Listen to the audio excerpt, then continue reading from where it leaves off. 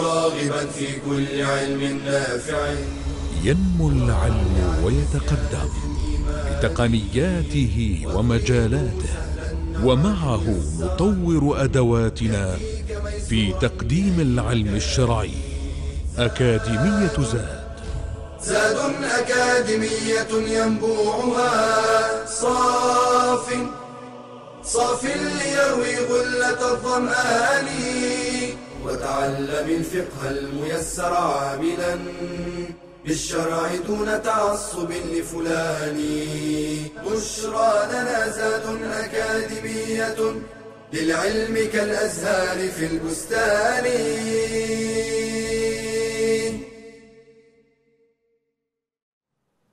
بسم الله الرحمن الرحيم. الحمد لله رب العالمين، والصلاة والسلام على المبعوث رحمة للعالمين نبينا محمد وعلى آله وصحبه أجمعين. أما بعد. We discussed in the previous lesson the mandatory and obligatory part of wudu or ablution. There are recommended acts for wudu or ablution. If you skip them, you're fine. But if you do them, your reward is greater and higher at the sight of Allah Azza wa Jal. Number one, we spoke about that, is using the siwak.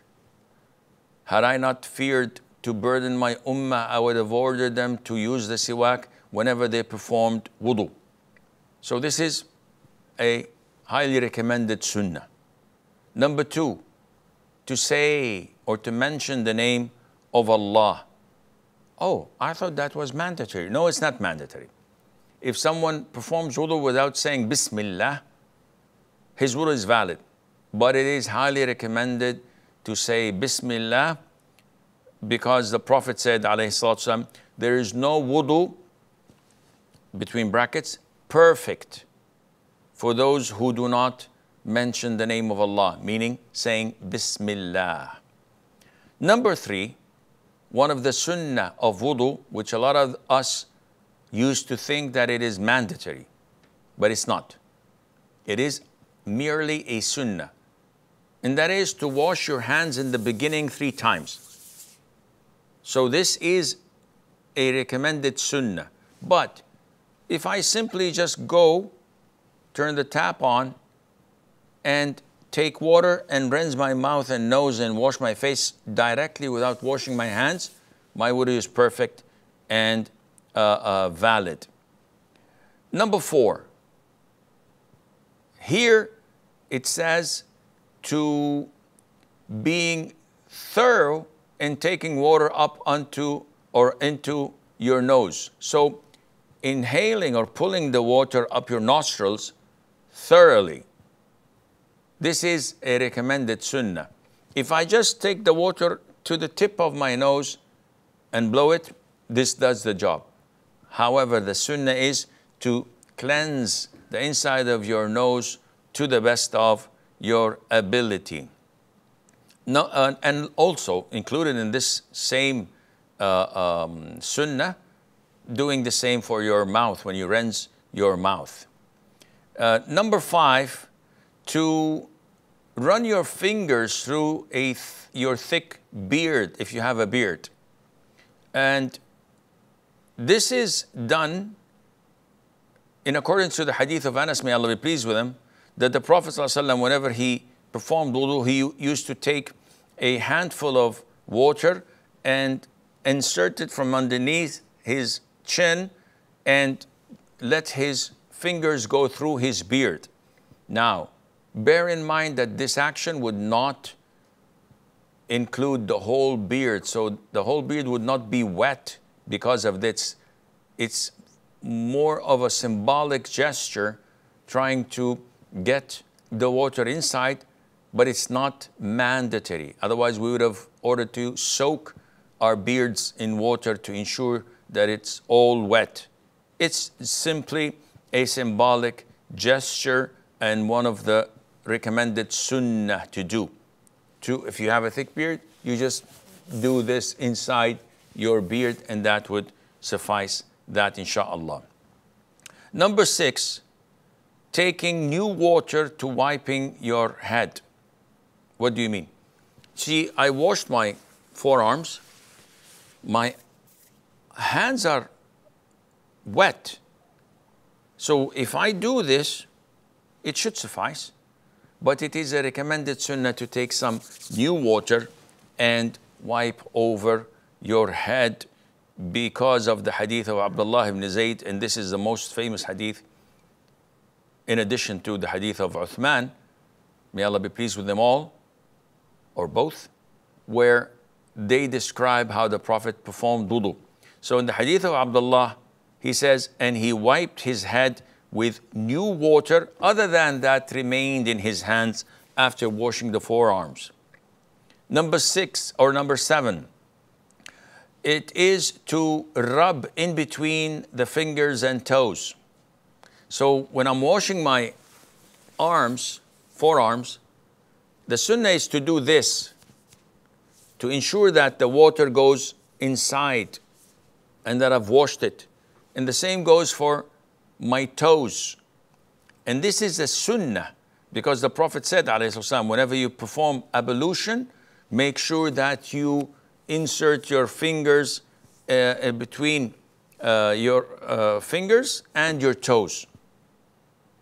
Now, why would I do such a thing? Because this is a sunnah. However, the sunnah becomes mandatory. If water would not reach between your fingers and toes, except when you insert and rub in between the fingers and the toes deliberately. How is that? Some of us may have his toes sticking together like this.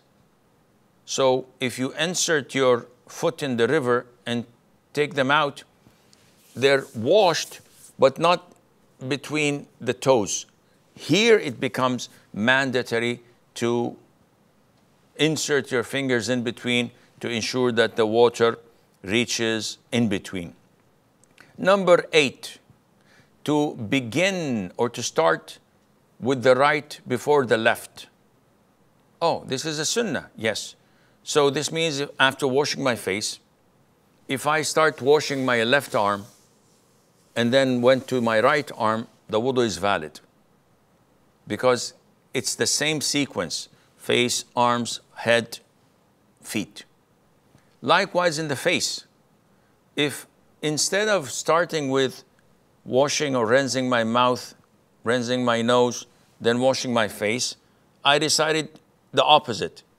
I decided to wash my face, then rinse my nose, and then make madmadma. This is valid, but it is not in accordance to the sunnah. The sunnah is to begin with the same fashion and to begin with the right hand, then the left hand, the right foot, then the left foot, because this is what hadith Mother Aisha states, that the Prophet ﷺ used to like to begin with the right hand in wearing his shoes, in combing his hair, and in all his forms of purification. Number 9, to wash the face, the arms, and the feet thrice. So the minimum requirement is only once, but to do it 3 times is the max, and this is the recommended form of doing it. Yes, it is authentic that some reports state that the Prophet washed his limbs once. Other reports that he sometimes washed his limbs twice, and the majority of the reports that he used to wash his limbs 3 times. So this is the recommended time of washing them. Of course, the head is wiped only once, but the rest are washed 3 times or 2 times or minimum once. Number 10, part of the etiquettes and the sunnah of wudu is to do dhikr.